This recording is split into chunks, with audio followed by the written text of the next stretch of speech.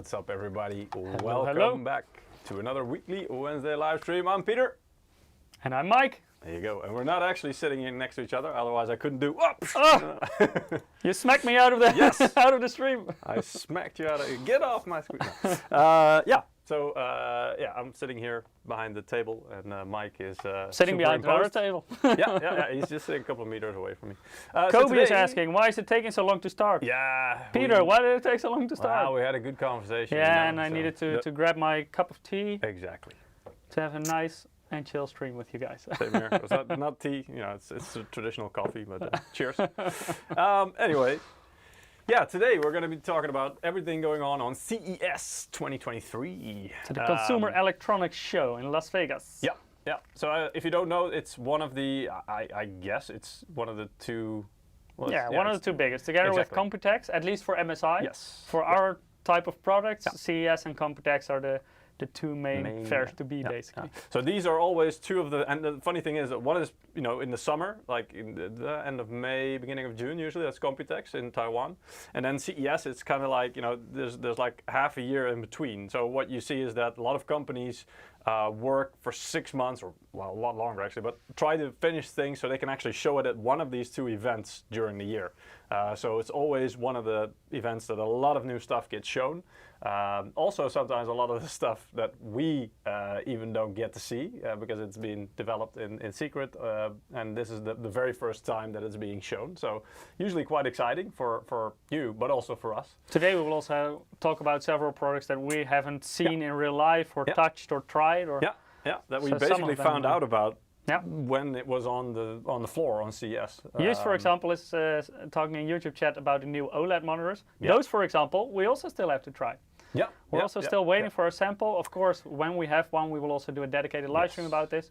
I will also do a dedicated 3-year test of one of the monitors, I hope. I've asked HQ if that's possible, but I'm not sure. the test just takes until the next model comes out, right? Yeah, pretty much. Well, I don't know.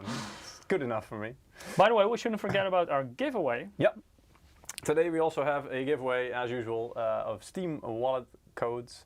We'll be giving away several codes throughout the stream. I think because of this, the structure of this live stream, because there's so much to get through, we're not gonna spread it out throughout the stream. I think we're gonna do one in the middle of the stream and then one at the end of the stream where we give away a couple of codes simultaneously, just to kind of keep it contained within a certain area of the live stream, and we can focus on the actual content and the models. There's a lot to show and talk about today. Oh yeah, and actually we've got so much to talk about and to show that we had to kind of cut out laptops for this stream at least. So we hope to do a dedicated live stream about it sometime soon again.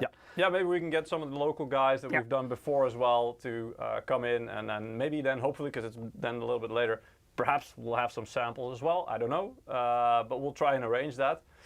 So, because I saw some people asking questions about laptops in the chat. Unfortunately, we're not going to be talking about those today. But also some really cool stuff there.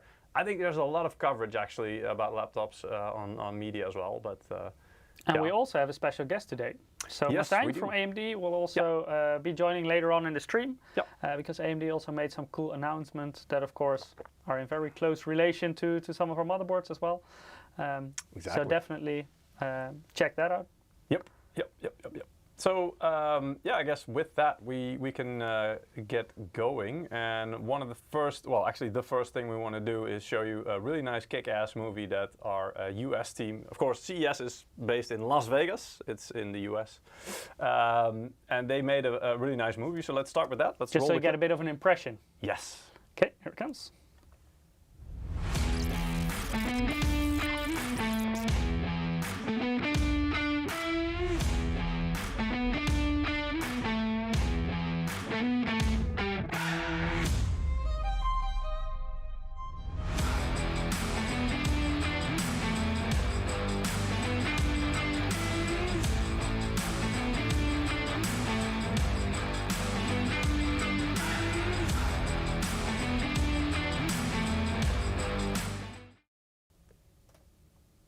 Yes, that was it. Already a quick teaser of some of the products that we'll talk about today as well. And also to give you an idea of what it looks like. It's being held in a hotel, in the venue, the Venetian, I think it's called.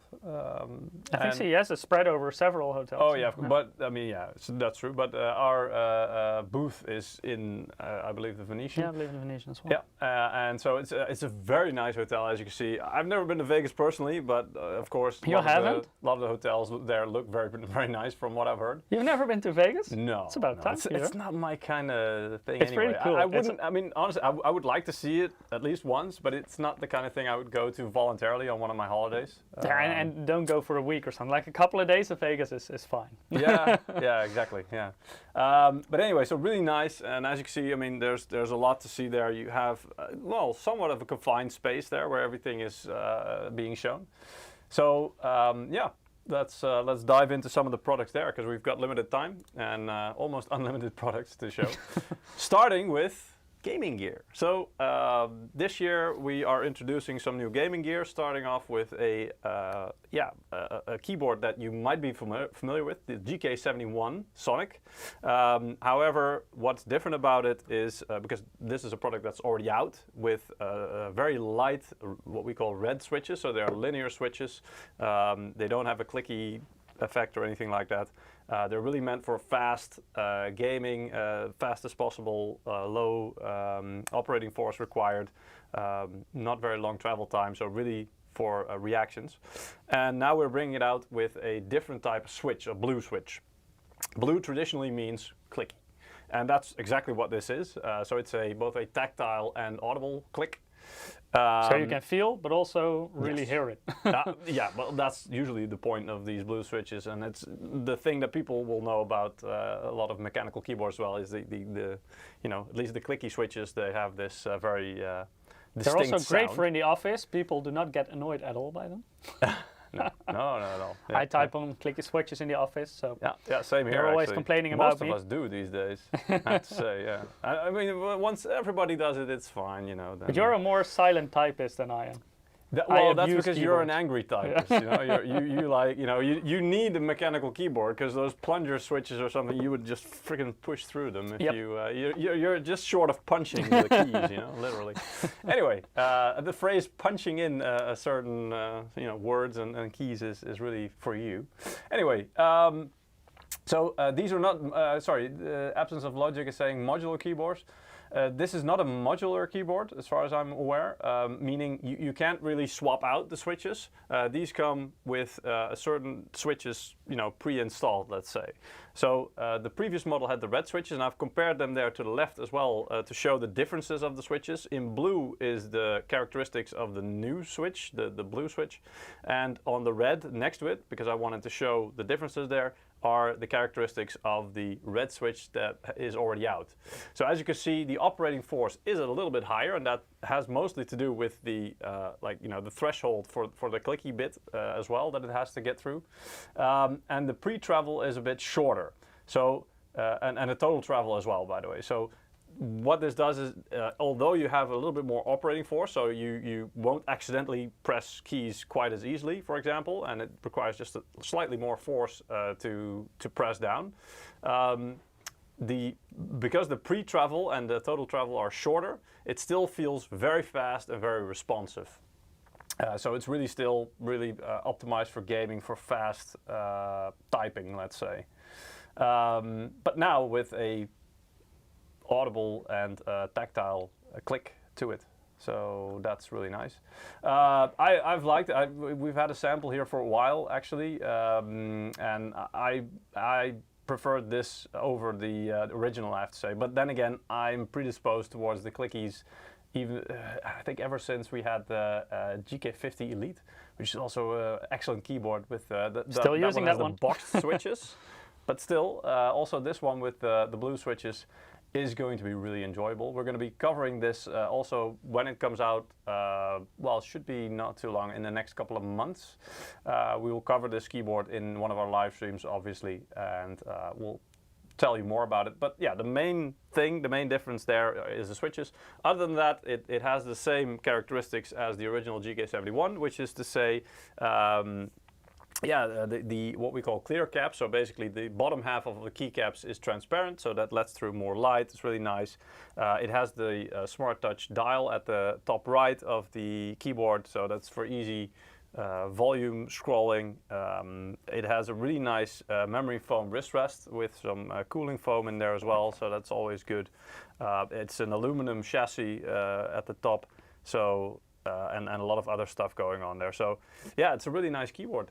And we'll show you more about it when it comes out. See, Absence of Logic, he likes to customize keyboard. Yeah, yeah. We do on purpose choose for like the standard layout, so it's quite easy to swap the keycaps out. For I always get those confused. Is it ISO or ANSI? That's they're both their standard layout, but the one you're showing now is ANSI. Okay, and ANSI. Yeah. The ISO sounds like ANSI, like I'm ANSI, but it's not really what I'm saying. Yeah. The ISO one is usually used in many European countries. So, for example, UK, also French, Germany, all those kind of countries, they tend to use ISO. In the Netherlands, we actually just use American keyboards usually.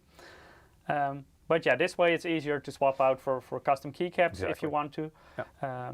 So by default, they already have pretty cool looking keycaps. They're not pudding caps because it's not like frosted. No. It's really transparent, so it's already... That's also why we call them clear caps. Yeah, and that also means the RGB is really bright on this. Of course, you can dim it if you want to, but if you put this at maximum brightness, it's...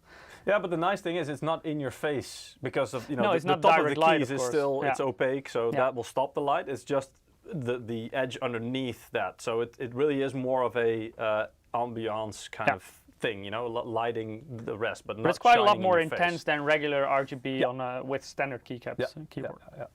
But that's the thing is that, and that's the thing. It's about hate it or love it. If you don't like RGB, you're obviously not gonna choose this keyboard because one of the main features of it is that you have this very bright RGB presence.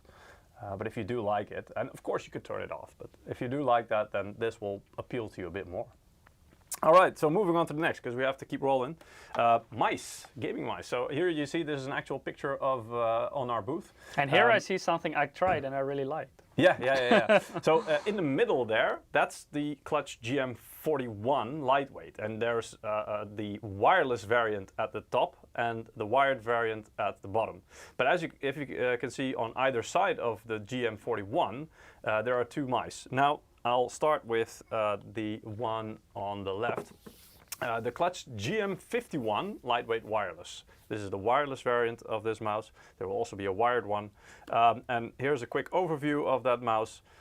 It has what we call diamond side grips, and that's not just because it has this diamond shape, so actually tactile, you can feel that shape, but also because there's RGB shining through the side, which is a really nice touch. It has some really nice effects built into it as well, some light effects. It has a really good sensor as well, so the PixArt PAW3395, which goes up to 26,000 dpi. That may not mean that much to you, but it's one of the really incredibly precise sensors from PixArt, which is basically the most well-known company that makes these sensors, and yeah, this is one of their top-end line for the wireless line. That's usually if there's usually just basically two two terms there. There's PAW and PMW. And if it's PAW, that usually means it's meant for lower power usage, so it's meant for wireless mice. And the PMW, which you will see later on as well in the wired variants, those ones can use a little bit more power, maybe push a little bit more performance out of it. So that's why they're typically used on the wired mice. But still, even on the wireless sensor, so to say, it's already extremely. I cannot make them spin out anymore, and I'm a very, very low sensitivity gamer. Exactly. Yeah. So yeah. Yeah, it's you really a have really good sensor. It's going to be hard to really make this sensor, display any kind of issues for gaming, like spinning I can't. out.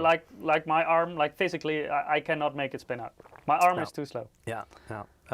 It has a charging dock included, just like the GM41 lightweight wireless. So you get that with the mouse itself. This one is a little bit different in terms of its shape, which I will get onto later as well. It's right-handed ergonomic. The GM41 lightweight is symmetrically shaped. It's not 100% symmetric, and I don't want to call it ambidextrous because it only has the side buttons on one side, but you get the idea. It's symmetrically shaped, so it's a different kind of grip. And it's a bit heavier than the GM41 lightweight, but it's still in the realm of lightweight, just at the edge of it, with about 85 grams. And especially because it's not really a small mouse. No. So for the size, I would say the weight is really also especially for a mouse this size, it feels very light. Yeah, and that includes things like, obviously the extra RGB in the side, that all of that kind of adds weight. So you have to make some choices. You still want to keep the mouse as lightweight as possible, also with the battery, because it's a wireless mouse, so that also adds a lot of weight there.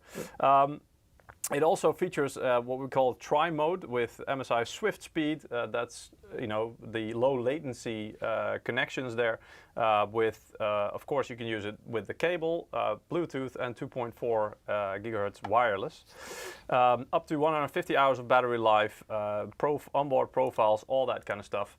We're gonna obviously also cover this product in more detail once it comes out, which should be in a couple of months' time. But yeah, really excited about this one. I've also been able to try it for a while, and I really like this one as well. Yeah. Are we gonna play some arena shooters with this? Yeah, sure, no problem. Nice. Yeah, of course we can. All right.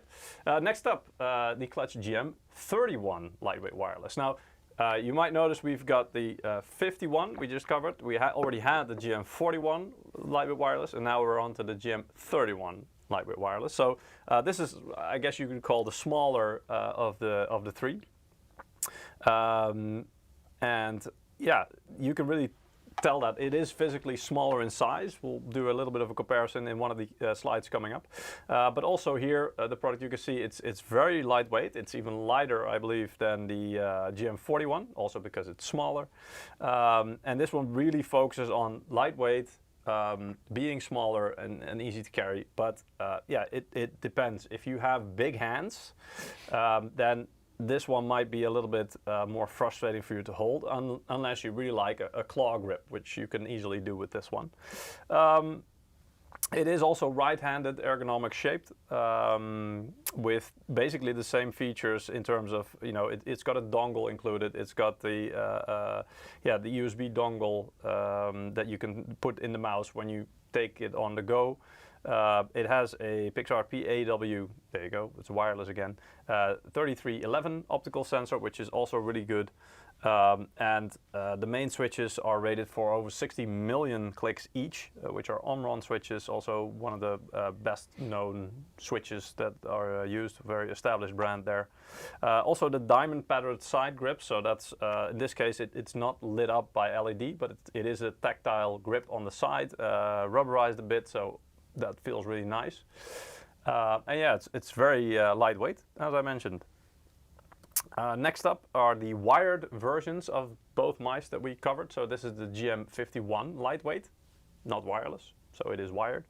And here you see it's basically the same. It's exactly the same shape and size as the GM51 lightweight wireless.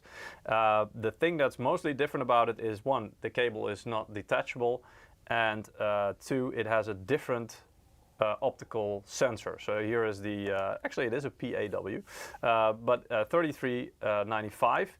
So it is actually the same sensor. However, it's being pushed a bit higher, as in this one has the ability to do 8K or 8,000 hertz polling rate. So normal mice these days, you will have 1,000 hertz polling rate. That's 1 millisecond, let's say.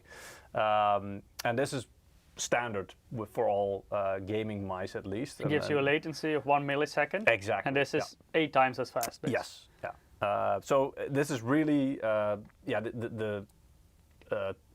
let's say the people who would think this is very useful would be more like esports focused, where every little advantage you can get counts.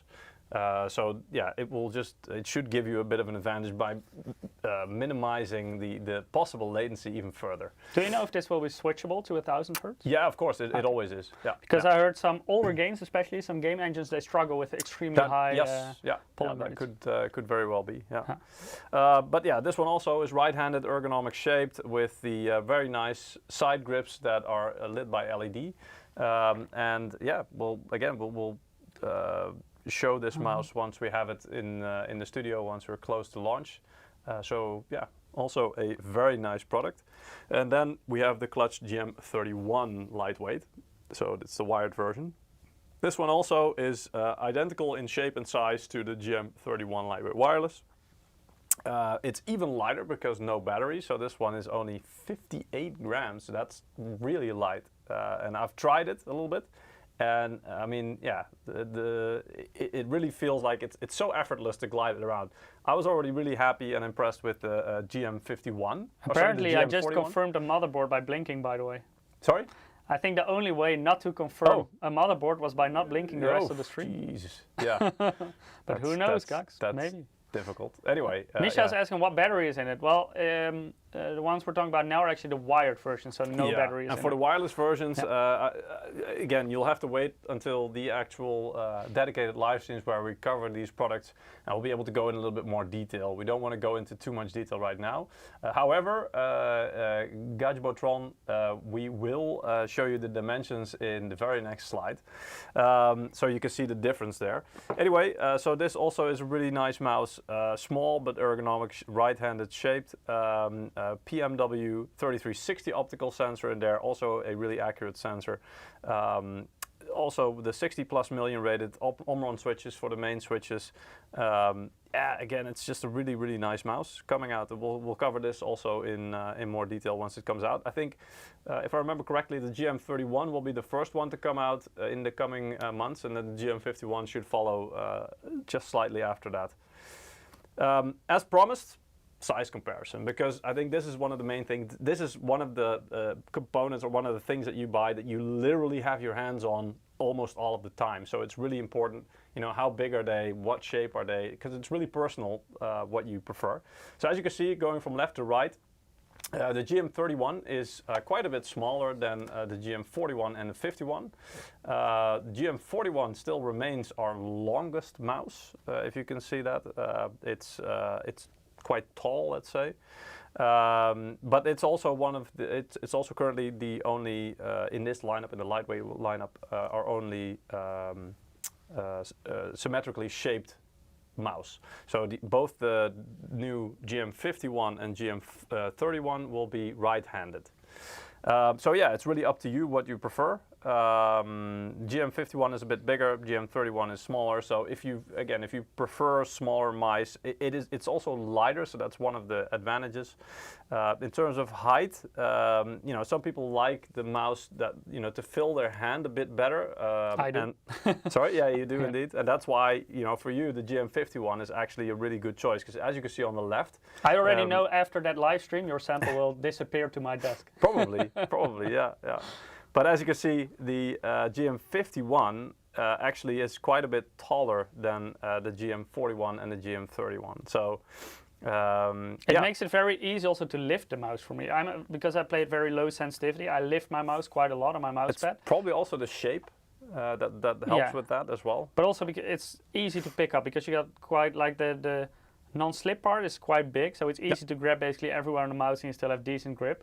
When you have like a smaller non-slip part, you have to grab it exactly there. If you're slightly off, then it may already slip a little bit. Correct. I see Gadgetbotron is saying he would like to have a mouse under 12 centimeters in length. Well, yeah, it all depends, of course, also on the size of your hand. But even for claw grip, I tried the GM31 as well. And I think for me that was on the small side. But yeah, it depends very much on your hands as well. For certain people, this will be too small. For others, yeah, Gigaram, for example, because he's saying my problem is I have huge hands, not many mice fit. Yeah. So, but again, there's few things more personal than you know, choosing a mouse and you know, what shape, size, weight, you know, all those things, and even the texture on the mouse itself. Some people like a more rubberized, others like a more hard plastic shape. Do you want, you know, there's like this open honeycomb shape. Some people really like that. Others are disgusted by it because it will, you know, it will get dirty very quickly, or it just feels weird for them. So there are so many things about mice that are very personal. And like I mentioned, this is the thing that you are literally touching the most of all your components.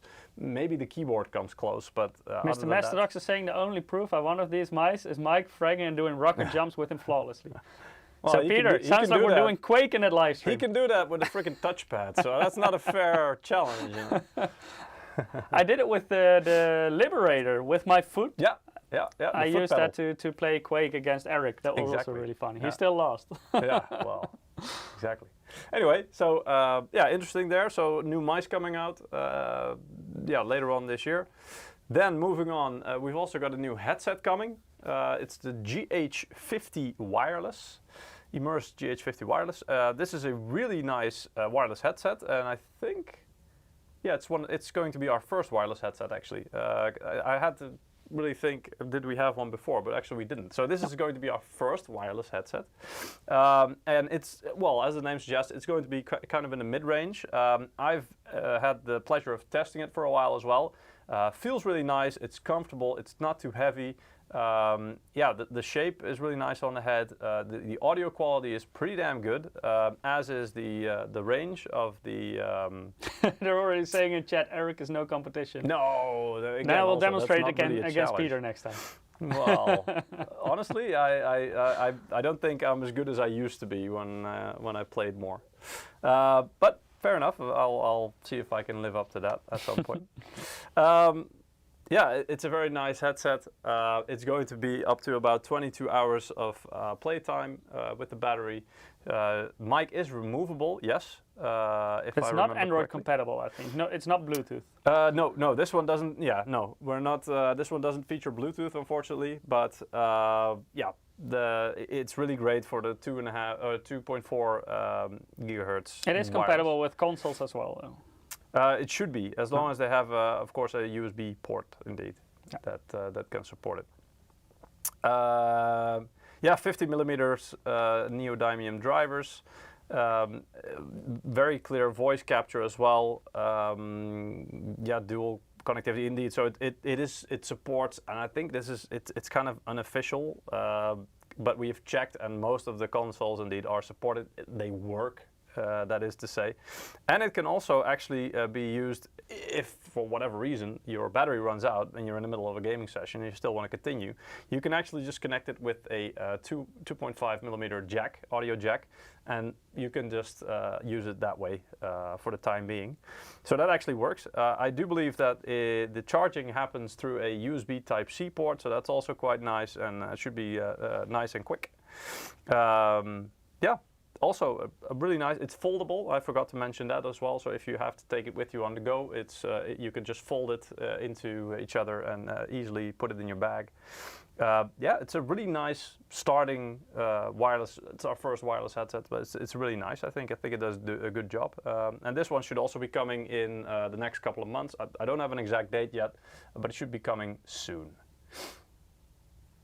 Support on Apple, I think that would also be Mac support. It does say Mac support, but again, I think this falls in the category of we didn't really certify it for that because that's not our main demographic. So it will probably work, but no software support, for example. Exactly. Yeah, it's not like we will do extra support. The same like for Linux, I guess. It might work. Maybe Android as well, as long as you have that USB port. Yeah, exactly. So not official support, but it should probably work. Yeah, that's true. So quite excited about this one as well. Really nice headset. Then moving on, SSDs. Because there's a lot of stuff going on there as well. It's quite a lineup. It is, yeah. Today. That's why I chose this picture of the actual, on the booth that you can actually see. All right, all the stuff there. It's not all new, to be fair, but we'll show you that. Starting with the main crown jewel in the lineup. The star of the show. Yeah, well, pretty much. This is the Spatium M570 Pro. And as you may, if you know our SSDs lineup up till now, it starts with M4, like M480, which is also included later on. And the first number represents the Gen the generation of PCIe that it supports. Nuru in Twitch chat already figured that out. Yeah, there you go. Exactly, this is the PCI Express 5. But that also means like the naming kind of makes sense once you understand it, indeed. So M480, for example, was about supporting the PCIe Gen 4 lanes and making use of that speed. This is our first, and it's not going to be available soon, I don't think, but it's more like showing that we're working on this and preparing it. For the PCIe Gen 5, so that's, you know how much faster that is, but it's like double the speed of Gen 4. Yeah. Like if you have the same number of lanes, it just doubles. Exactly. Actually, we have, and I've got a little bit of an overview here. There's too much text. I literally took some slides from some HQ colleagues. Just to make it clear, by the way, the interface doubles. That doesn't Yes. mean that the actual SSD will always be twice as fast as any other Gen 4 SSD. Because that depends on a lot of things. The SSD itself, the system you're using actually as well, your motherboard, but the also controller, the flash memory on there. That's many all factors. on the SSD. So as you can see, it's based on the Phison E26 chip or controller, I should say. And as you can see, here's a speed test that's included on the top left that kind of shows the potential of this, the potential speed of this SSD. So that's crazy fast. I don't know. You did a test with the Gen 4. Was it a year or so, something ago? Like the fastest Gen 4. And it was in RAID as well. And what was the fastest? I cannot even remember the fast, but we put so many in RAID on Threadripper, for example. But like a single SSD goes up to like 7,000. Yeah. So this is already a big step up compared to like the 7000 is basically what the Gen 4 interface can do. So you can make your controller faster and your flash memory faster, but in the end it will not be faster because it will be bottlenecked by the interface. Yeah. And now of course with Gen 5, the interface is twice as fast. So now you can reach those speeds beyond 10K megabytes per second. Yeah. On a single SSD. Yeah. The thing about these SSDs and especially the Gen 5, is that, and I think we actually had a live stream where we talked to the chief technical officer, the CTO of Phison. We had him on the show about a year or something, maybe 1.5 years ago, and he already said back then that they were developing the Gen 5 controllers and stuff like that. But he already said, look, the cooling of those chips and the production of heat and power usage, that is going to be, I don't want to say a challenge, but it is something that's going to require more attention with Gen 5. And we already see that, because with this product, I can go back one slide. You can already see that the heatsink on this thing is different from what we had before, what we had up till now. Up till now, it was more like a solid block with some, well, let's say fins or, something that it's not quite as thin as fins on a graphics card, but it's like the shape of fins to create more surface area, and that would help to dissipate some heat. But it wasn't that big yet, and the heat output wasn't that massive. But with Gen 5, it's becoming more of a thing that needs to be dealt with. So this heatsink already is a bit more complicated. If I remember correctly, it features a vapor chamber, then an extra bunch of fins underneath this shroud or this cover that you see now. And then, the cover itself, as you can see, it's open. It has a lot of holes in there, so for additional airflow. And this one actually isn't final yet, I've been told, this thermal design as it's called, so the cooler on the SSD. This is just one of the current candidates of what it could look like, but it's still in development. But that's pretty damn cool. So this is the M570 Pro. And then next to that we have the M570, the regular 570, so the non-Pro. The difference there, as you can see, is the speed, because the Pro, and this is mostly due to controller, has a different controller. That's it. I think it's the flash, probably. I think the controller is the same. It's E20. Oh, sorry. Yeah. Actually, I was looking at the wrong slide. Yeah. So the controller is the same, but indeed, so it's the flash, and also it's limited to also limit the power output and the thermal output a little bit. That one is just slightly slower in terms of read speed. So instead of 12,000 megabytes per second read, it can only do 10,000. So that's still hella fast. And still way beyond what Gen 4 SSDs exactly, can do. And write speeds are still 10,000 megabytes per second, so that's still really, really fast. Anyway, also when these come out, I'm not sure, I don't have any dates yet, we'll have more information, of course, we'll do a live stream to cover that and to see if there's, what kind of scenarios can actually use that speed. Usually it's file transfers for now. But yeah, these are really nice big jumps in terms of what the hardware can do. Imagine booting with that speed. That's the thing. Beyond a certain point, at this moment at least, with how Windows is made and how it boots up and stuff like that, you're going to have some benefits, but it's going to be like diminishing returns at some point. Going from a hard drive, like a mechanical hard drive, to an SSD, even if it's a SATA SSD, that's going to be the biggest difference. That's a night and day difference. Also in terms of latency, big difference. Exactly, yeah. And then moving from a SATA SSD to an M.2, for example, yeah, it's going to be faster, but it's not going to be the same difference as going from a mechanical hard drive to. Well, depends on what you do as well. Like for example, booting up your PC. Well, like that was the example. Yeah. But if you're gonna transfer files, large files, from a fast SSD to a fast SSD, that will be way faster with PCI Express, so NVMe SSD compared to a SATA SSD. That's a big difference nowadays. So yeah, this one has a heatsink, as you can see. Then on the right, you can see the M480, which has been out for a while. It's actually one of our first models that we came out with, but when we introduced SSDs. We have to slightly speed up, by the way, because there's a lot more to show. Yes, exactly. All right, and then there's some other. These are more, let's say, mid-range, entry-level SSDs. So there's two. M.2, so there's the M461, which is PCIe 4 but doesn't completely fill the speeds, and the M453, which is a bit more on the entry level, let's say, and these should all be introduced quite soon. And then of course on the right there is a 2.5-inch SATA SSD, which we haven't really had before, so we're introducing that as well. So it's good to have in our lineup. I mean, that one just operates at SATA 3 speeds, which is pretty much 500 megabytes per second. Yeah, that's good enough to serve as a boot drive, and it's in general really good still. Then to speed things up, routers. So we actually, let's think, I think last year at CES and also at Computex, we showed the routers already. We actually won awards back then as well. This one in particular, which is the Radix AXE6600. It's a Wi-Fi 6 router. Actually, this one is Wi-Fi 6E. Is it a router or a spaceship? Sorry? Is it a router or a spaceship? It's both. Why not both? But yeah.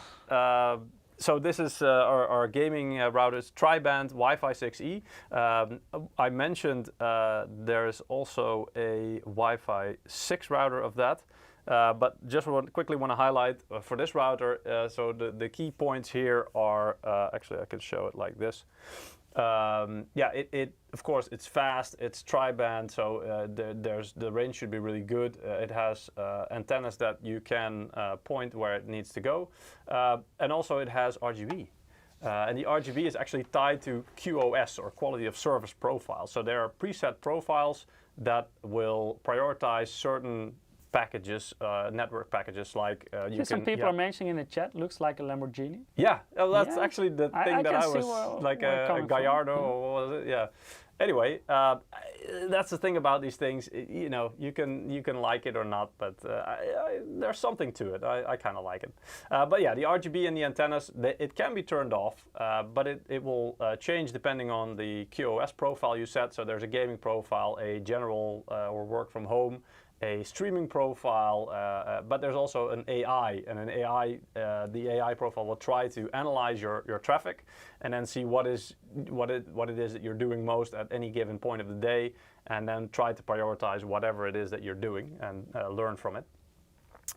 And you can also actually control the RGB using MSI Mystic Light in MSI Center later on. These routers should be coming, I've been told, maybe something in February or March timeframe, but we'll see. And the really cool thing about these routers also is the cooling that they have. So they actually have a heat pipe based cooling inside of it, which obviously we're quite familiar with, making graphics card cooling and all that kind of jazz. So these routers should stay very, very cool, even though you're pumping a lot of traffic through them. So this is the Wi-Fi 6E router, and there is also the Radix AX 6600. So the difference there is the E. So this is the Wi-Fi 6 variant. So no 6 gigahertz frequency band on this one. Yes, indeed. And also this one does not have the RGB. So that's also one of the main differences there. Losing FPS, no RGB. Well, we'll see. I mean, it should still be fine. My router doesn't have RGB. Yeah, you still get the amazing QoS there as well.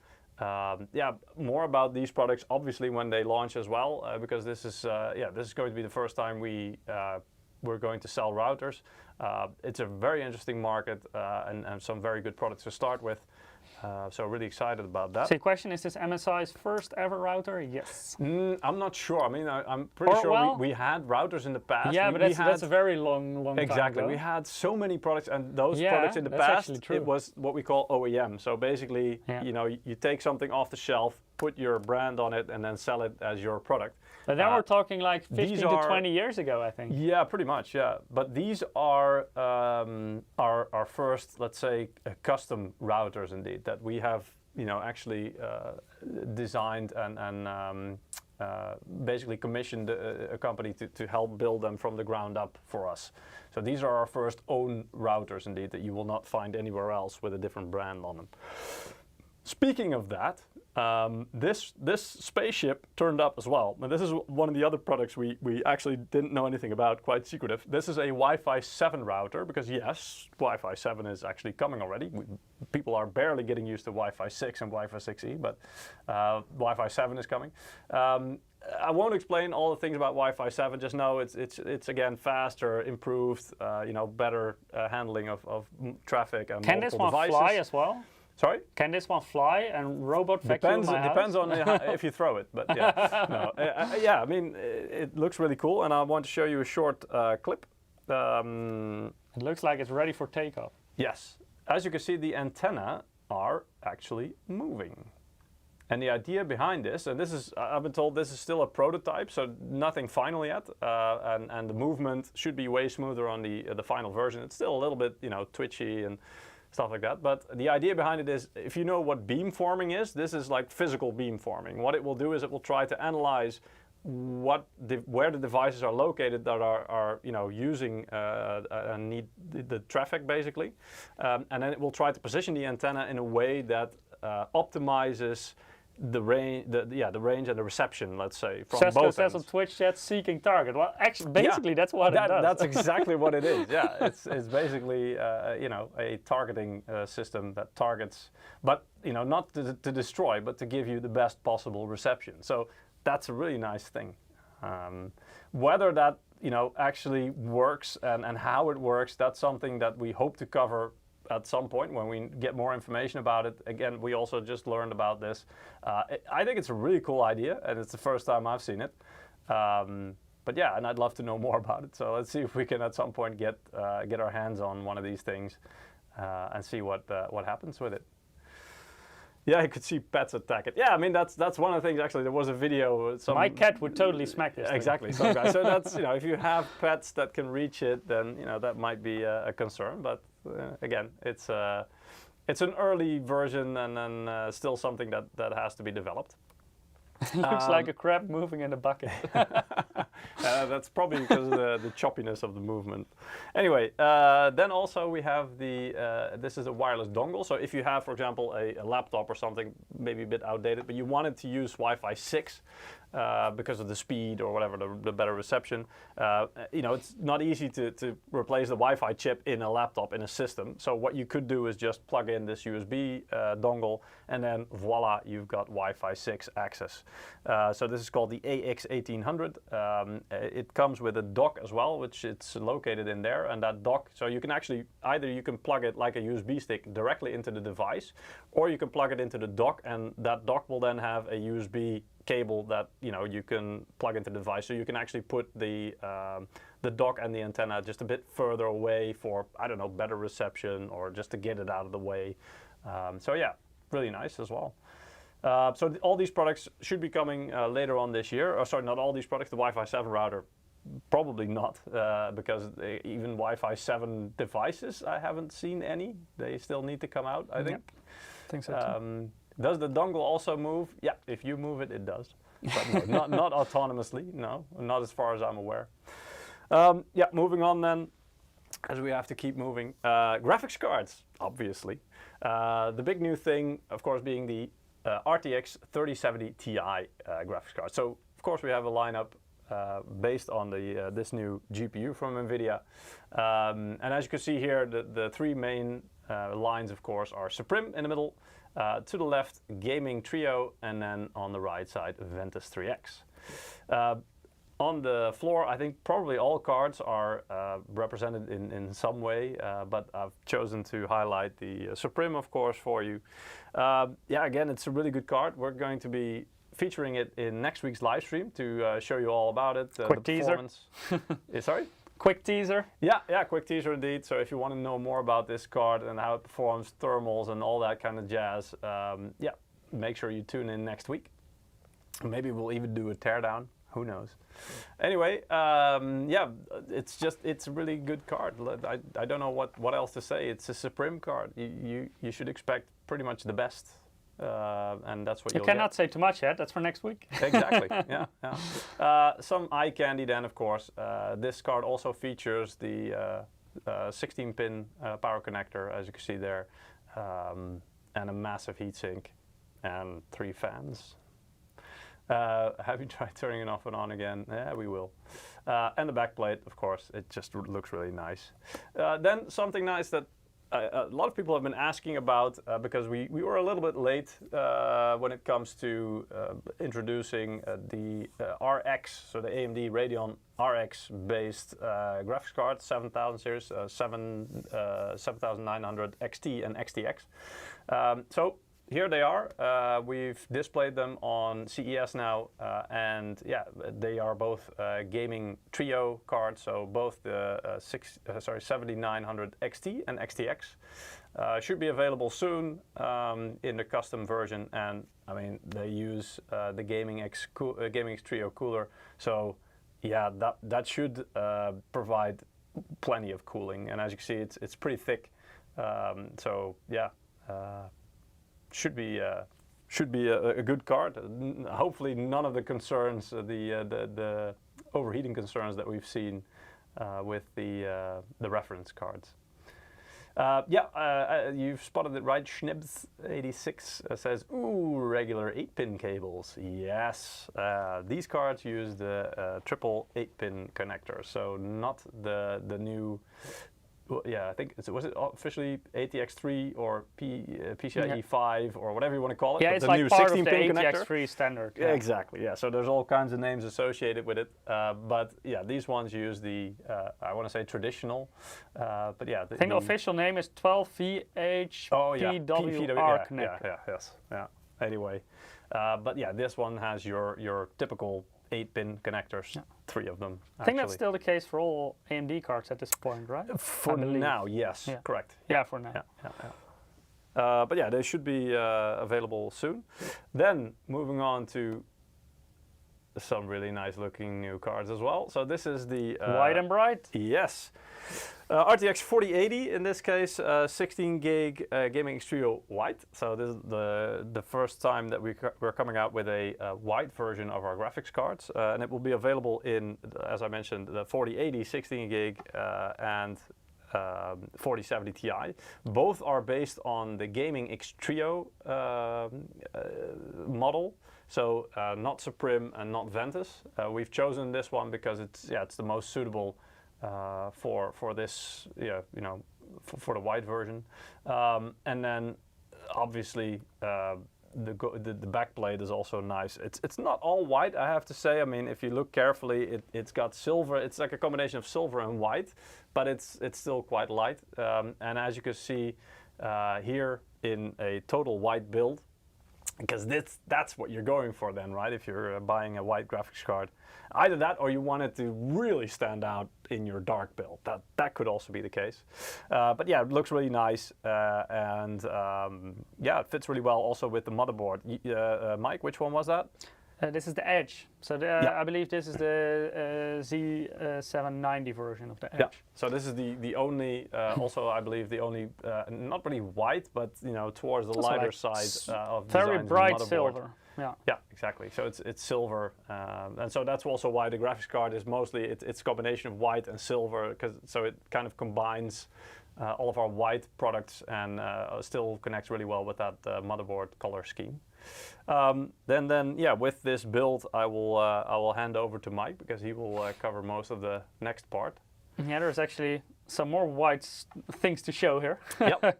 So here you see some of the gaming gear that we just talked about. So for example, the wireless headset as well.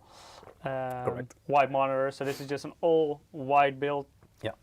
I have to say, by the way, for the peripherals, so the gaming gear, the white versions, apart from the controller, because that one is actually for sale already, but all of the other white peripherals, they are purely for show, for now at least. So we don't plan to make them available, or there is at the moment no plan to make them available anytime soon, unless there is a massive demand for it. So. I see some demand in chat. Yeah, well, that's why I want to kind of, I don't want to create false expectations. So yeah, the white products, they're basically just for show, and they made this them monitor, I believe, is available CES. in certain regions. I think the monitor is available in North America and certain Asian countries. Yeah, yeah. But the other peripherals, like the headset, the keyboard, the mouse, and the microphone, those should not be available anywhere at the moment, at least. But talking about components that will all be available, this is our white build with all the components in there. So we actually, a while ago, I think, half a year to 8 months ago, something like that, we did like a dedicated live stream where we did a white build. Yeah. So we did that in our MPG Gungnir 110R white, so that's the case you see here. Back then we were still using a Z690 motherboard, that was the Force to be exact, but now of course we have the MPG Z790 Edge Wi-Fi motherboard that you see in this build, so also the latest generation. Yep. The liquid cooler is here is the MAG Core Liquid 240R V2 White. That's also readily available on the market, as well as the MPG A750 GF White power supply. And we didn't have that before, but now, of course, we do also have the nice white graphics card. So in this build, you're in front of it, Peter. Wait, I'm going to remove you. The name, but here, I mean, we already problem solved. The GeForce RTX 4070 Ti Gaming Trio White 12G. So now we have a fully white build. Yep. Or white with silver, so to say. But there's more case stuff to show. No. We already teased this one before, but here we have a very nice build that we were displaying at CES. And the launch is actually coming closer, and I'm also arranging a sample for this, so we can do a very nice live stream with this case. So stay tuned for that one. It's the MEG Prospect 700R, and there will, in certain regions, also be an RL version, not worldwide. And the RL version basically means there is no IPS touchscreen on the front, whereas the 700R does have it. It's a very big case, so it offers space up to extended ATX motherboards. There's also an EK Waterblocks custom distro plate available for this model, so you can do very nice custom liquid cooling hard tube with this.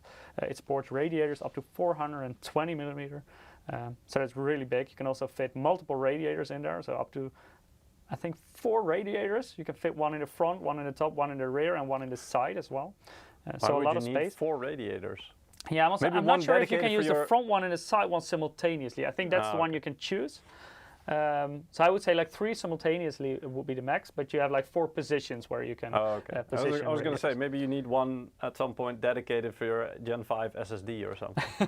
Who knows? At this point, I don't think that's necessary. But for example, when you want to have like dedicated liquid cooling for your CPU and your graphics card, for example, you can definitely do that in this case. Yep.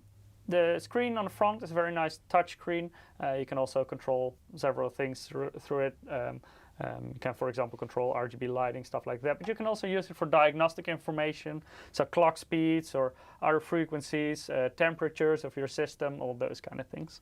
And also the Type-C connector on the front actually supports the 20 gigabit per second standard. So that's the USB 3.2 Gen 2 times 2. Hell yeah. So it's also ready for the latest generation motherboards. More and more motherboards also support this standard over the front USB Type-C, but not every case can, but this one definitely can.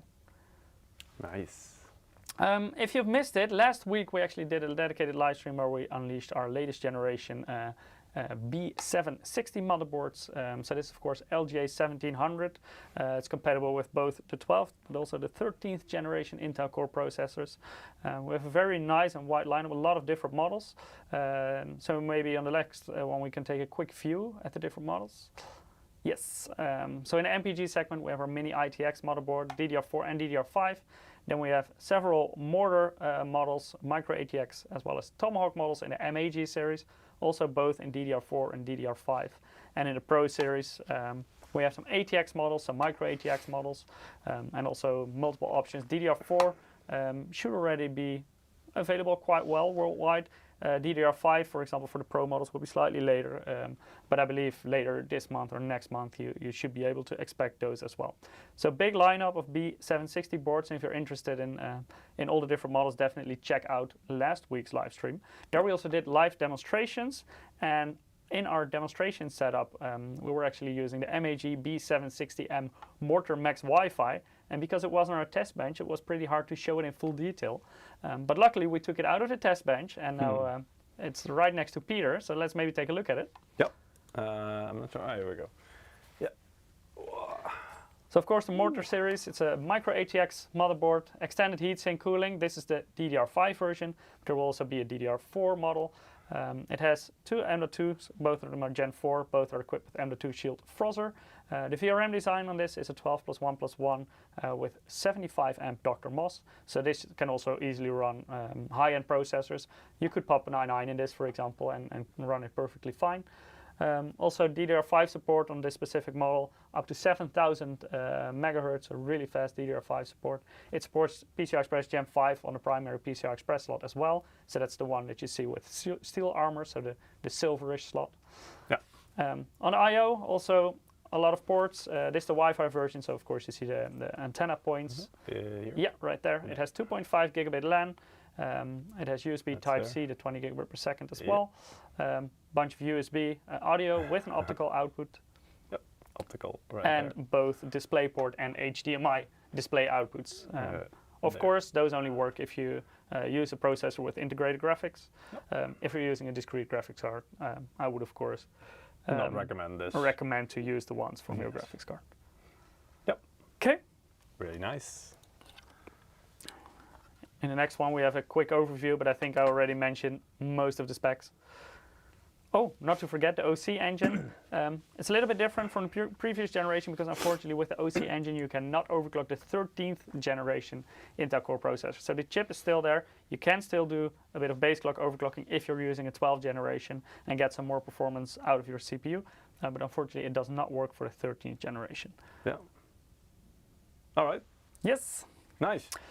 Then I think it is time for our guest. For our guest. So let me quickly also put in my earbuds, earpiece, and see if we can come in contact with Martijn. Hello, hello, Martijn. Let's see. Yes, now we can see him. Hello, Martijn. Welcome, welcome. Hey guys. Hey. Hi everyone. How are you doing? I'm doing okay. How about yourself? Happy New Year, by the way. Yeah, Happy New Year to you too. Well. Happy New Year. Did you have a busy time as well? Yeah. Sorry, I still have all my fingers and I didn't went ice skating, so we should be good. Okay. All safe, all safe. Well, AMD, of course, you guys also launched a bunch of interesting stuff during CES, but also around CES. Absolutely, super exciting times. And again, CES was very interesting also from your products. I saw the Spatium M570, which is very interesting as well. But yeah, with that, obviously, we've announced our Ryzen 7000 series desktop processors with 65-watt TDP, launching 3 new models, delivering exceptional gaming performance at lower power, basically. Built on the same Zen 4 architecture and featuring that lower power draw, but the same features basically as you can find on any existing Ryzen 7000 series So CPU. in terms of core threads, the same from the models we know, but what was the TDP from the X models again? So up to 170 watts on the 7950X, yeah. all the way down to 105 watts on the 7600X. And now all three of these come at 65 watts TDP, while offering PCIe Gen 5 support, DDR5 support. So all the latest and greatest in technologies, making the platform, enabling a lot more folks to jump on AM5 if they're considering upgrades, for example. And also, these support the integrated graphics, right? That we know from the X series. Correct. These feature the same I/O die as found on the Ryzen 7000 series X series models. So RDNA 2 graphics included as well. Cool. Yeah. Yeah.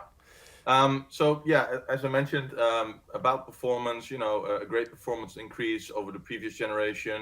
But besides lower power draw, these are also very attractively priced and come with coolers within the box. So we've got two coolers selected for this generation. So Ryzen 9 7900 and the Ryzen 7 7700 come with the AMD Wraith Prism cooler with RGB LED, of course. So you get extra FPS with the Ryzen 9 and 7 by default. Absolutely, but as always with RGB, most of the time you can turn it off if you're not a fan. But speaking of fans, this is our best, let's say, AMD stock cooler and fan, so you'll have no problem keeping that 65 watt TDP part cool with that fan. But of course, the most important thing, how do they perform? Yeah. How do they perform? Actually, that's a very good question, Michiel. These new Ryzen 7000 models are up to 31% faster than the previous generation counterparts. So a few data points I see you're showing on the screen, showing great gaming performance as well as content creation or productivity workloads as well. And this is actually even compared to the X model of the previous generation. So that's not a 65 watt model. This is a 65 watt model, actually performing as well or better as a 105 watt model from the previous generation. So it really depends on the title obviously you're playing, but in let's say most titles you'll find a significant performance increase, and on average we are seeing up to 31% faster than that previous generation while drawing less power. And we all know, current state of the world, drawing less power is obviously a good thing. So better performance and better efficiency. Yeah. Absolutely.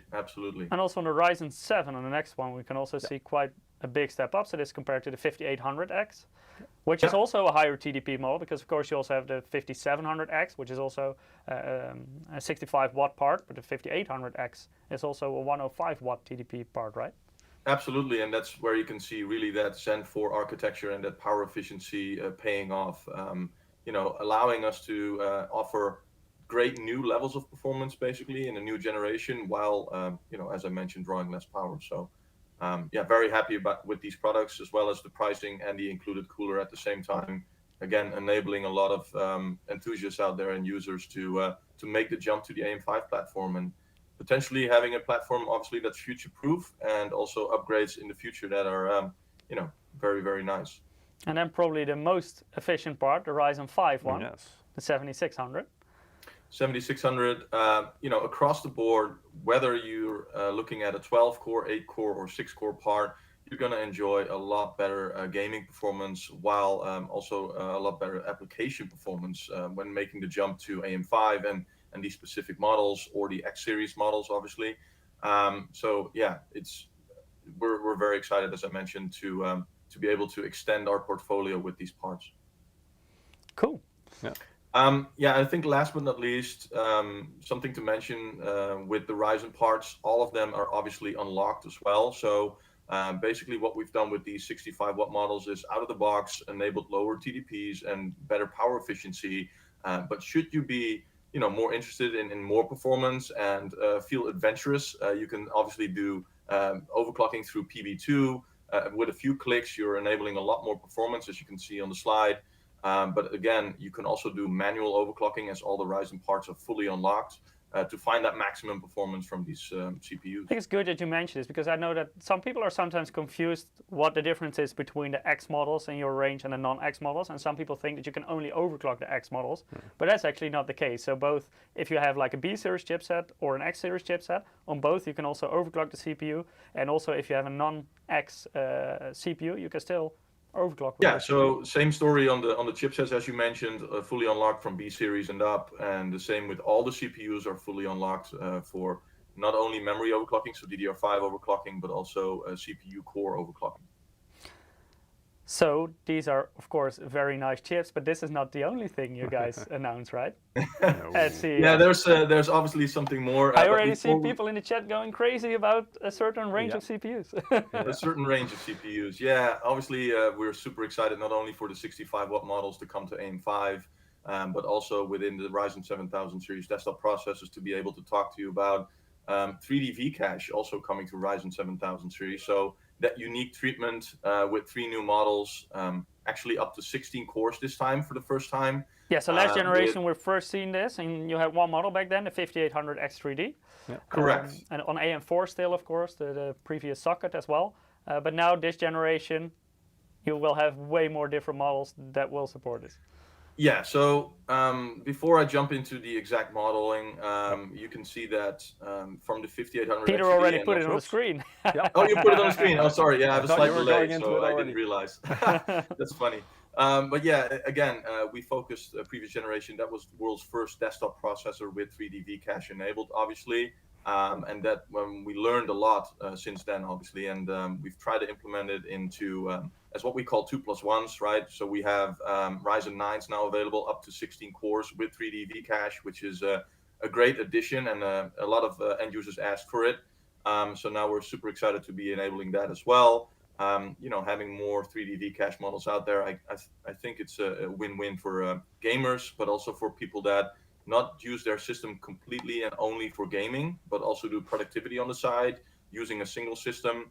It's basically a win-win situation. So yeah, super excited about that. As I mentioned, up to 16 cores, 32 threads, with up to a whopping 144 megabytes of cache, which benefits a lot in gaming, obviously.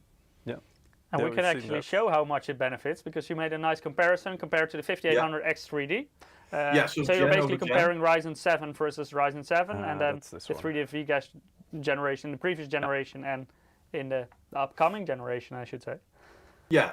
So yeah, again, apples versus apples, gen over gen comparison, up to 15% more performance compared to the Ryzen 7000 series. But as you look at this slide, you can see up to a 29% faster than the previous and still very capable Ryzen 7 5800 X3D with 3D V-Cache. So again, that is a very popular CPU, and we can see why, because it was already near the top of the charts in gaming performance. But now the new Ryzen 7000 series on the AM5 platform with 3D V-Cache are definitely going to be the fastest gaming processors in the world. And of course now supporting DDR5, PCI Express Gen 5, because with the 5800 X3D, you're still on the AM4 platform.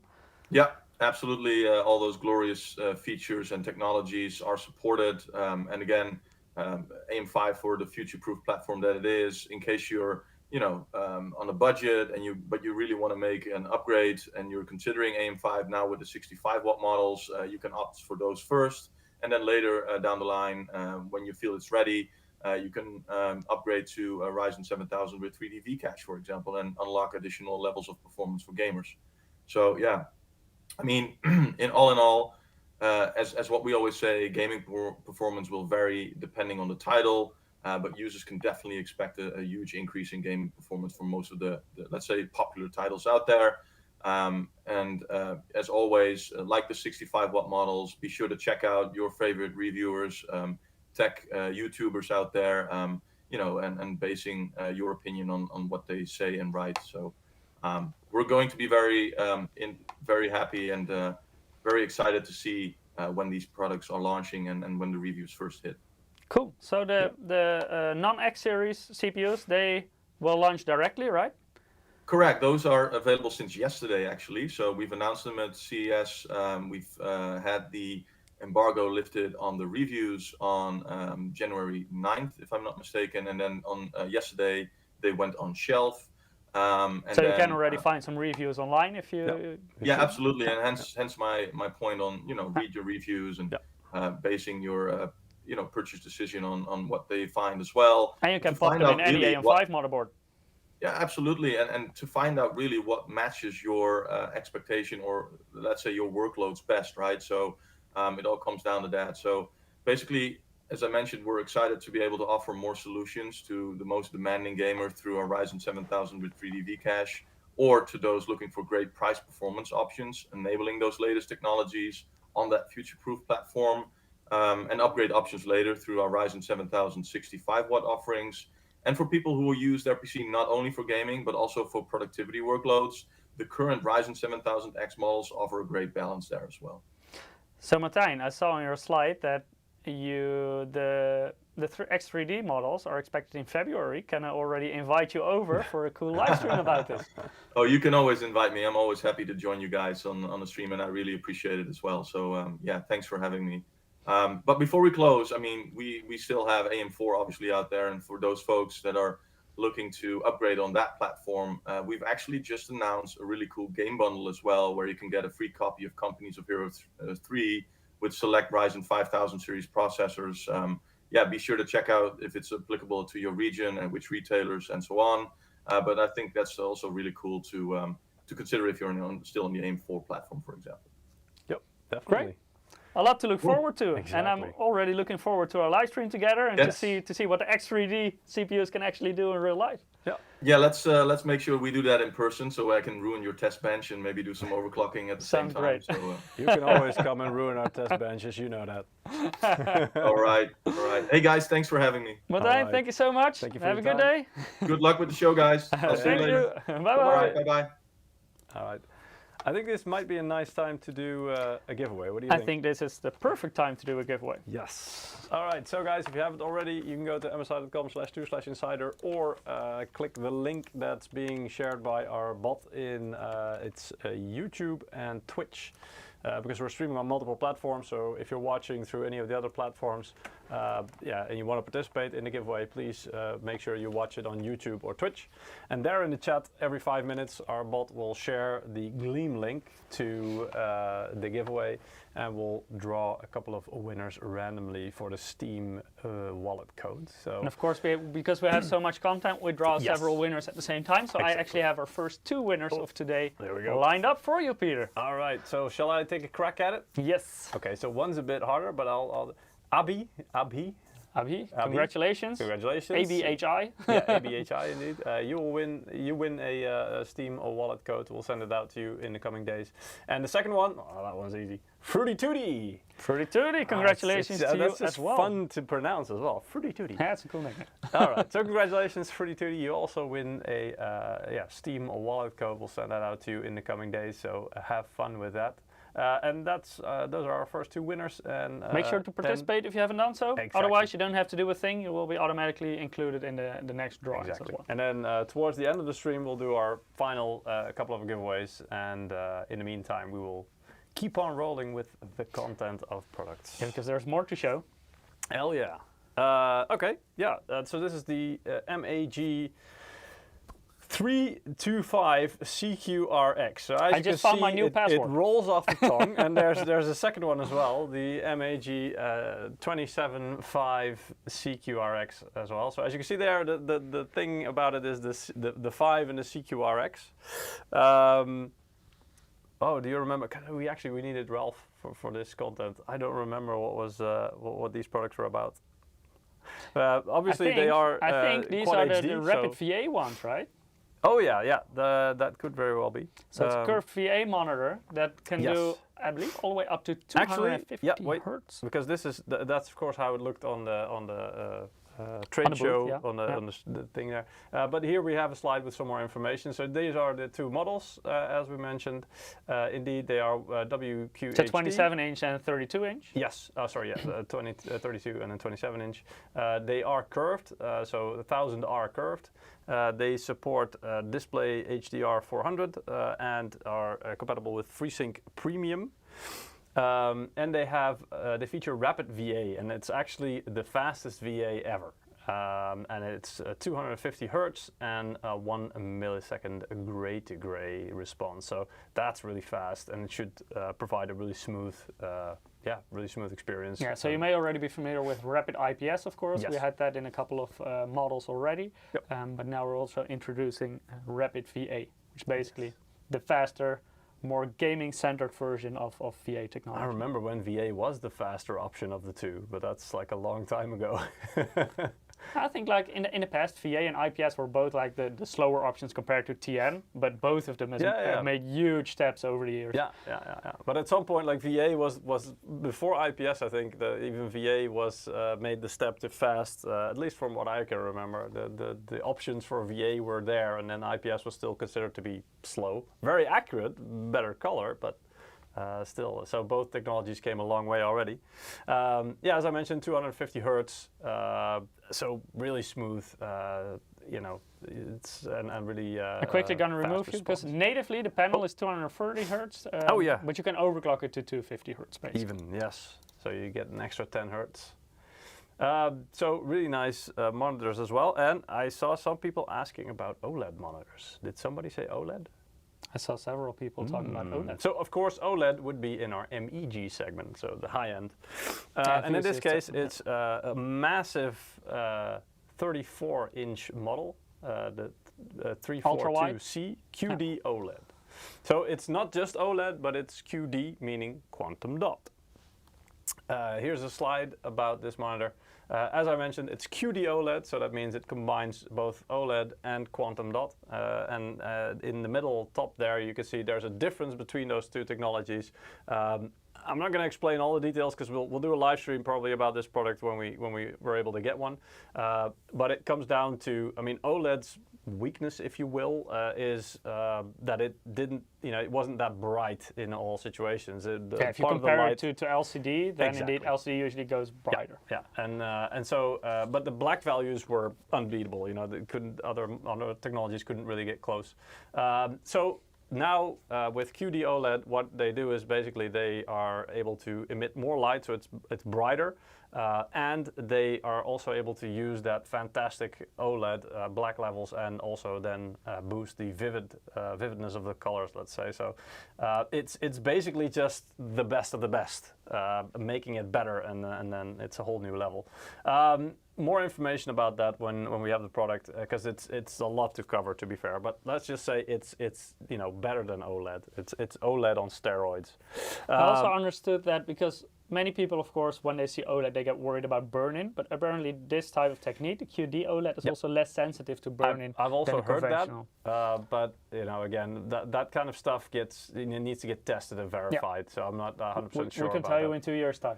Yeah, exactly. Well, that's the thing, right? You need to test that for a longer time. But I've also heard that it should be hypothetically, indeed,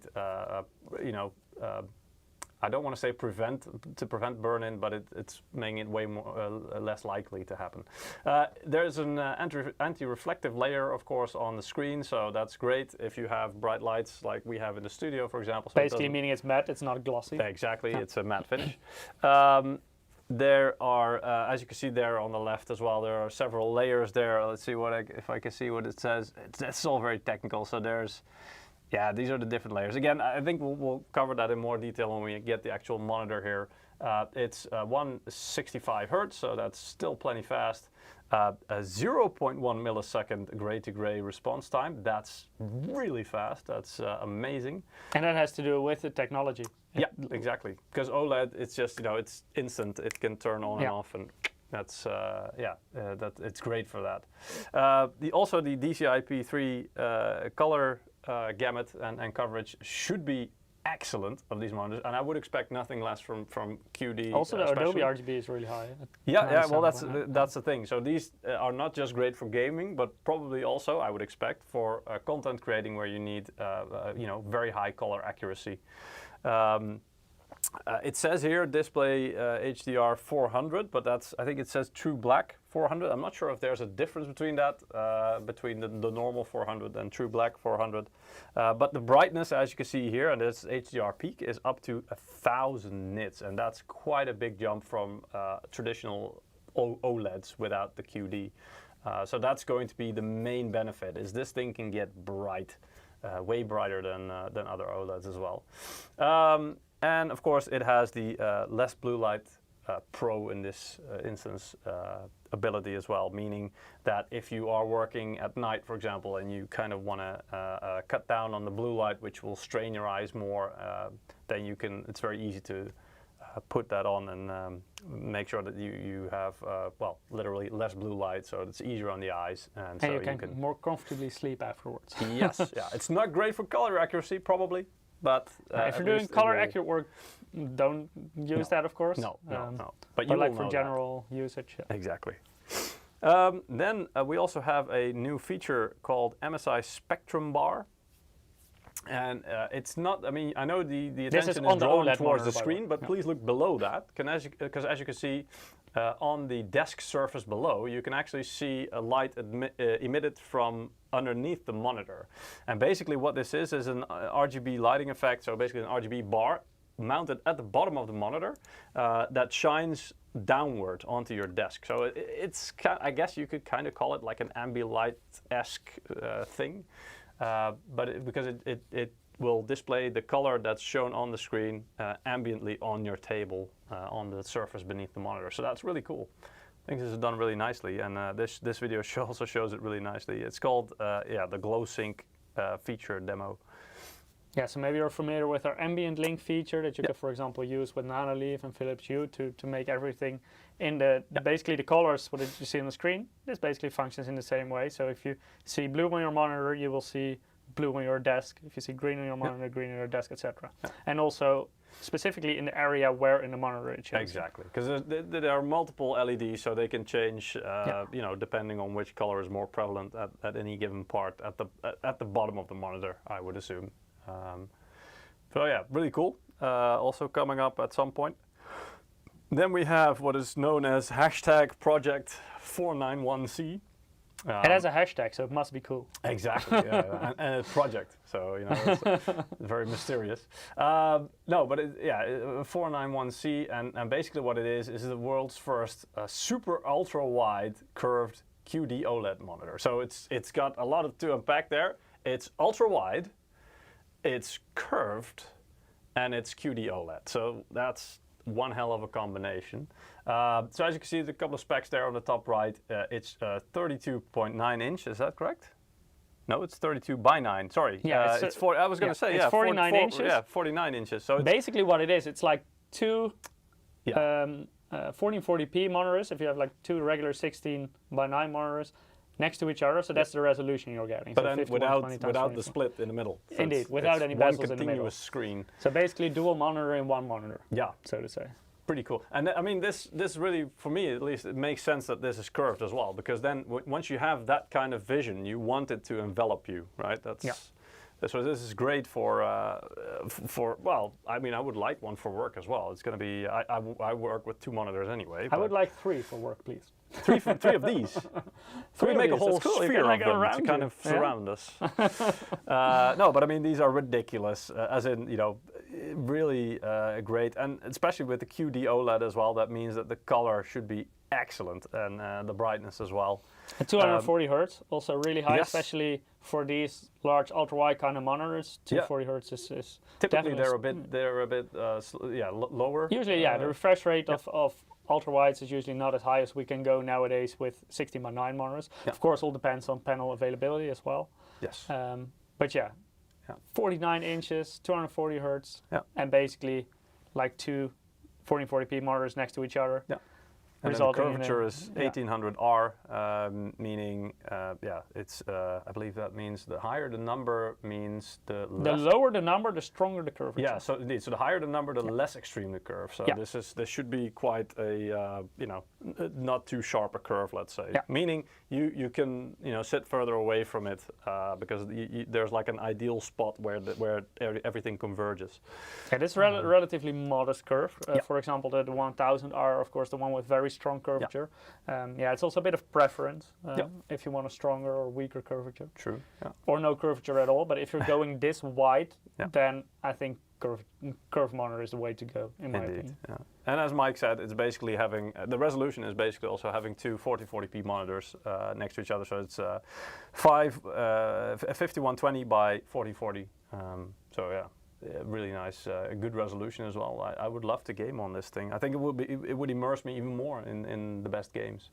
And it's great for sim racing. I bet Martijn, if he's still watching, he wants one because I know he's into the F1 sim racing. He has this F1 setup as well, his racing setup. So I think he also co-works with the Mercedes team. He did, yeah. I saw he visited their headquarters in the UK. That was very, if people are cool. into sim racing, maybe you're familiar with Jarno Opmeer. He's a Dutch sim racing driver. Oh, could be. He's driving for Mercedes, and I know that Martijn also did a project for him in the past, like making him a crazy AMD-powered sim racing. That should be easy. They've got the hardware for it. So. Yeah, it was cool.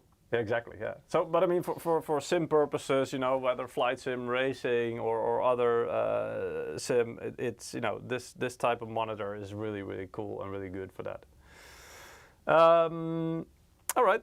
Next one then, this thing we already did indeed a couple of weeks ago. MEG Trident X2.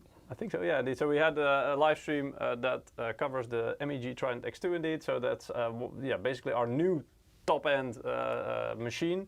We used to have, what is it, Trident X2, or what was it called? We had Trident X. Oh, Trident X, and the Aegis, that was the Aegis TI5.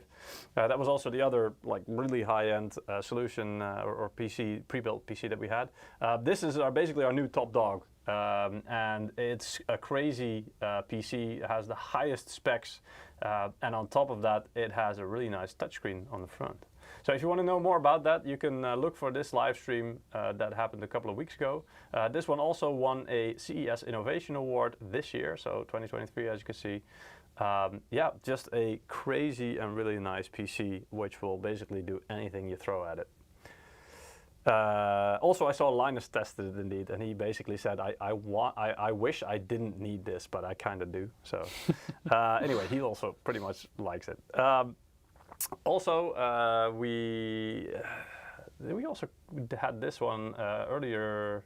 Was this earlier last year? I believe Ralph also did a live stream about this one. About the all-new Infinite X2. So also, one of our newer full systems that we released onto the market. But this was late 2021 or 2022. Sorry. Yeah, still have to get used to the 2023, right? Sorry, I also had that. I still write 2022 all the time on everything. Oh no, it's 2023. Exactly. Yeah. Anyway, so also a live stream we did. So if you want to know more about this product, you can look for that live stream.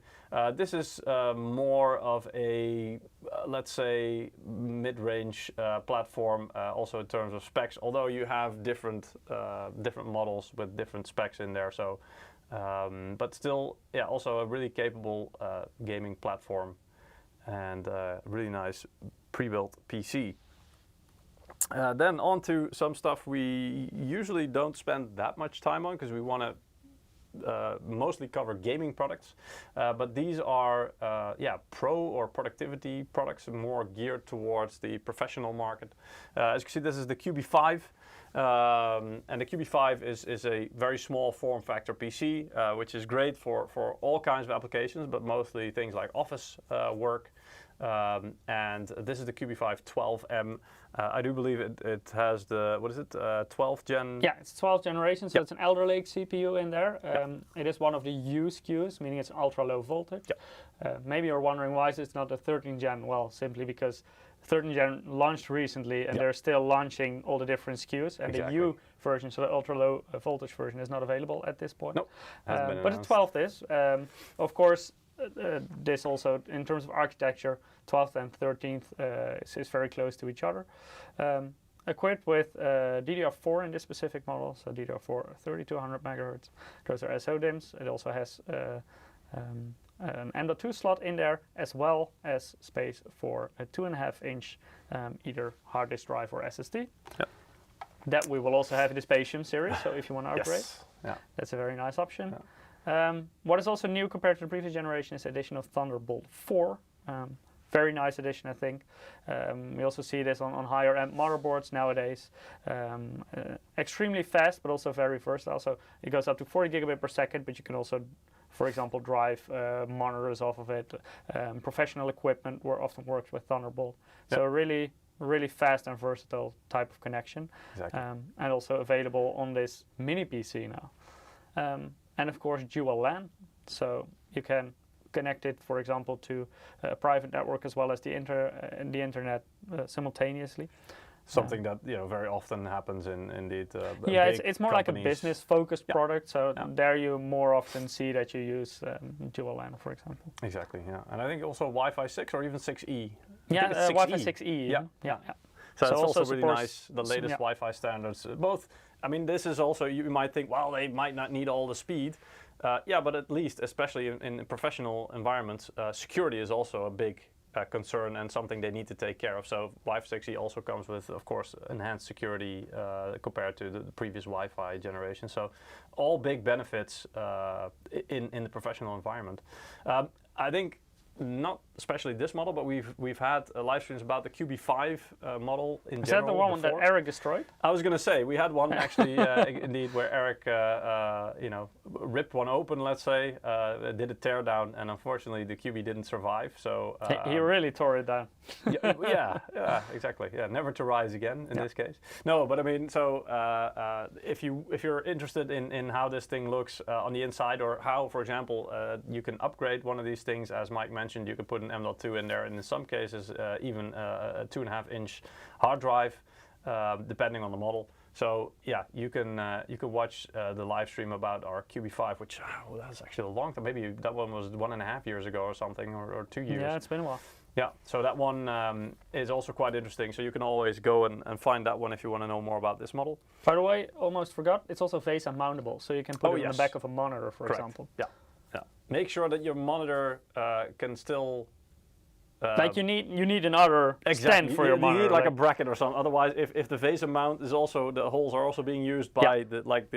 Then it's complicated. Exactly. The stand. I think Ja in the past was trying that, right? He had a monitor that used the VESA mount. It was one of his last live streams. I hadn't seen him do it before, and he was busy with it, and he just basically said, you can mount it, and he was like doing that, and then I asked him the question. I was expecting him to have like an obvious answer, like, "Oh yeah, we have something for that," because I was saying, so when you put that on the back of the monitor, and the same holes are being used by the stand, how do you mount the monitor back on the stand? And he was like, "Oh, crap," because apparently that wasn't the right monitor. So, I mean, I think it was maybe one of the more gaming-oriented monitors or something. Anyway, one of the monitors that didn't have like an additional thing to deal with that. But talking about monitors with a dedicated stand that doesn't use the VESA mount. Yes, there we have one.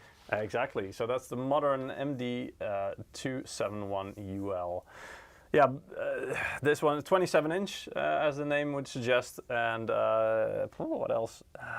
The IQ Plus, which means it will try to detect if your eyes are tired, and then suggest you to maybe take a rest or something. So that's also very nice and thoughtful. For people who have to work long hours. It's got a wide color gamut, so that means still very good in terms of color reproduction, should be quite accurate. It can support 65 watt, I want to say Thunderbolt, but I'm not sure if it is Thunderbolt. No, it's charging over Type-C.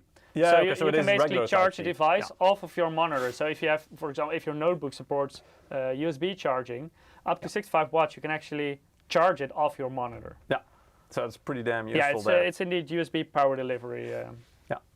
Anti. Yes. And the other features, I'm not sure which ones they are. But yeah, cable management is like, I think that's being done, of course, through the nice stand. So it also looks like a very behind clean the foot stand. of the monitor. Yeah. Sorry? It's basically you can bundle the cables behind the foot of the monitor, so you don't see them hanging out of the monitor, basically. Exactly. Yeah. And of course you could probably the monitor can be pivoted, of course, and stuff like that. It doesn't look like it's height adjustable, but I'm not 100% sure about that. Probably we will be covering this one in a live stream later this year as well. It has a camera. Well, I would assume so, because it needs some way to determine indeed if it has a system that determines if you're tired, like for example if your eyes are trembling. Yeah, I'm not sure if it like functions as a webcam as well, but it's like at least a sensor that can detect your eyes, basically. Exactly, yeah. And it also has won a CES award, as you can see on the picture there on the top right. So yeah, there's... Mr. Mesterdog says it's not gaming. Next. No, yeah, that's true. Well, the thing is that the next item is also not gaming, but still quite interesting and important. Shouldn't this have had a white background? Because I think there's text underneath. Like. Yeah, it seems like it indeed. I'm not quite sure what happened there. But at least we can see the system. So these are pro desktops. So also more of the business center products. I'm sorry, Mr. Masterdogs. Yeah. Yeah. Actually, the one on the right, the DP180, does have a discrete graphics card, so you can game on it if you want to. That's why it's a bit wider and thicker as well. Yeah. It looks. When I first saw it, I thought, is that a NAS? It kind of looks. It reminds me of a network storage. Kind of. I can see what you're coming from. Anyway, but yeah, all of these are PCs, basically relatively small form factor for professional use. So I believe it's 1 liter, it's 2.3 liters, and it's 18 liters, right? Yes. From left to right, basically. Yes, correct. Yeah. So the Pro DP180 series is 18 liters indeed. So that's quite a bit bigger. But of course, as Mike mentioned, it has a discrete graphics card, meaning it has there you can see it's probably an RTX even, so it's not even a GTX, but an RTX level card, meaning it's quite a bit more powerful when it comes to graphics. Michel K says it's for gaming on work. Yeah, well, that or could be, things like video editing or graphic working. Then the Pro DP21, there you can see it's, that one is 2.1 liters, so that's quite a bit less than 18. So that thing is quite small comparatively. And also, I mean, that one will use integrated graphics. Not quite sure if the 13M means 13th gen, but it could very well be. Yeah, could indeed be. Yeah. Both of those are also face and mountable, by the way, the DP10 yeah, and the DP21. the ones on the left. Yeah. Correct, yeah. The smaller ones. And of course, they also have like a very good cooling solution in there, support for multiple monitor output, all that kind of stuff. They're easily upgradable, of course, so it's a very versatile platform as well. You can easily upgrade things like storage. Memory usually also should be possible. I think so, yeah. Yeah, in some cases even the CPU, but I'm not 100% sure on that, on these I'm not sure about platforms. the smallest. Probably, I would assume the bigger one is a socketed CPU. Yeah. And then but I'm sure Ralph will cover this in more detail at a later stage. Yeah. And then the Pro DP10 series, of course, as you can see, that's a 1 liter, so it's a really small, thin, I want to call it a thin client almost, even though it's not, because it's a full PC with storage on board. Ralph says it's 1.1 liter, it's 2.3 liters, and it's 18 liters. Okay, there we go. Yes. To be exact. Yes. But we were And close. DP10 also supports Thunderbolt 4. Also a very nice feature, of course. Indeed. So very, very nice models, especially for pro purposes, or even if you want to use one of these, for example, to run your home theater setup, like a media PC or HTPC, I believe is the term for it, or something like running your home assistant or that kind of stuff. Also quite good for that, because these usually have a lower TDP and power usage as well. They're quite efficient. NRT and says on Twitch, if you already use the face mount for your monitor stand, gaffer tape is your friend. That could work. That could work. Just make sure you don't cover off the air intake or exhaust, because that would be a shame. That may be a thing. Yeah. All right. Yeah, indeed. Both the smaller systems on the left are VESA mountable, meaning indeed you can mount them on the back of a monitor or anything that's compatible with the VESA size. Then we have, these slides. I don't know what happened with the text. Wait, can you switch away? Maybe I can see if I can make the text do a quick fix. appear. Yes. See if in I the can. meanwhile, I'm gonna pick another winner. Yes, I think that's a good idea. If we have to wait for Peter anyway, we might as well make use of that time. Sorry about that. No worries, I'm sure people won't mind if I pick more winners. No? So if you haven't participated yet, go to msi.com/2/insider, or if you're watching on Twitch or YouTube, you can also follow the direct link that our bot will put in the chat once every 5 minutes. And our next winner for today is MPTION. Emption. Emption? Is that what it stands for? I don't know. It's like option. But congratulations, it's like option, but the first O is an M. Yeah, that's basically what it is. But yeah, I mean, there you go. But you I don't also know if won it's a typo ST or you're just trying to make us stumble. Because if you did, it's on purpose. That's exactly what you managed to do. But yeah, Mchen. Yeah, congratulations. So also keep an eye on your mailbox. We'll email the code to you and to the other winners, of course, in the coming days with some instructions on how to redeem them. Indeed. So Peter, did you manage to fix this? Yes. Well, as far as I can. This is probably because I tried to combine all 3 different PowerPoints into one, and then this kind of stuff happened. Anyway, so this is the Pro MP161. It's a portable monitor. We've had the portable monitors before. I think at least one. Yeah, we have more gaming focused within the MAG series. Correct. Yeah, which was really cool as well. So this one is 15.6 inch, 1080p or full HD resolution, 60 hertz, 4 millisecond response time. So it's not really gaming focused, but it's more like This is something you use. This is very nice when you're working on a notebook and you want to have dual monitor on the go. Either that, or indeed you for example, you want to give a presentation, and it's just you can easily connect to another device and just use it as an extra monitor to kind of show people content, or something you can use on the go if you travel a lot, and you can. It always annoys me when you unplug your note, because I'm really used to multi-monitor. I never work on a single monitor. So when I unplug my notebook and I'm working specifically on my notebook, it really bothers me that I only have one screen. So then this can be very nice. Especially if you have 2, you can do. I prefer triple monitor over dual monitor. I'm also always disappointed whenever I open my laptop and I can't really expand the the screen into 3 or something. That it opens both ways, and you have like a 3 or 4, like one to the top as well. Who knows?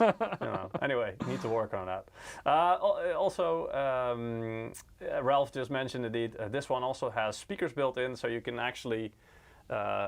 Display sound together with, or if you want to show movies or something, or watch movies, then it actually can play sound as well. So that's really nice. It's IPS, so that should mean the viewing angle should be pretty damn good, and color accuracy as well. No. Exactly. So if you're showing content to other people, or just for your own work purposes, or even, for example, doing if you're on location to do, photo shoots or something like that, that should be quite useful. On-site content creation, basically. Yeah, exactly. Yeah, for on the go. And of course, it's I don't know what the I thing is, but I think that's a certification that it's what is it?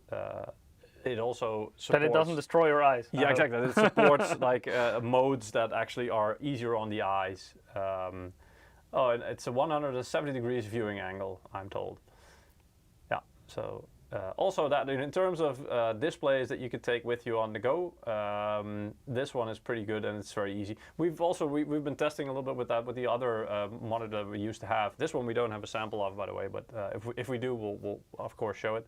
But that one was really fun to play with as well, because it's very easy to just link it to a different device. If you have the right connectors, you can even, for example, connect it to certain phones and easily use that as like an extra display. But yeah, it's very quick and easy to connect to other devices. Also to consoles sometimes, like if you want to game on a console on the go. Yeah, I believe did they try it with a Switch as well? And obviously, I think Ja did that still. He did a couple of things. Yeah. I believe he even took it to an airport and was playing games. Yes, yeah, that was indeed. Yeah, because he needed to record a video for it. Yeah, that's pretty cool. Anyway, so the Rhineland thing is blue light reduction. So indeed, it's more to at some point if you are working in the evening or something, it's easier on the eyes by cutting the blue light emissions, meaning it reduces the strain on the eyes. They should pick a different wallpaper than this one, though. It's mostly blue. Yeah, that's true. But I mean, that's down to your device, right? True. So anyway, this is what it looks like on the stand at CES. It's using the wallpaper of the theme that we have for CES 2023, so it makes sense. Christian's asking any possible covers for it when it's not. I don't know for this model. I know for our MEG model was basically the stand was a foldable cover that goes over it. Yeah. But I'm not entirely sure for this one. No. I haven't tried it yet. I haven't seen it in person yet. Yeah. But I know for our MEG model, the foldable stand was also the cover for the screen, so you could wrap it around basically. Exactly. Yeah. So for this one, again, you know, when we get more information or we get our hands on the product itself, we'll of course showcase it to you guys on the live stream. You get more information about it. I'd say, yeah, tell me you have a gaming edition without telling me you have a gaming edition. Yeah, well, gaming addiction is not a negative thing for us, as long as it doesn't really ruin your life, obviously. To a certain extent. Exactly, but you know, a healthy gaming addiction. One more game, right? There's an oxymoron. Anyway, yeah, I think honestly that was the last slide as well that we have for today. So I think maybe we can pick 1 or 2 more winners. Sounds good. For the giveaway, and then yeah, we'll call it a day.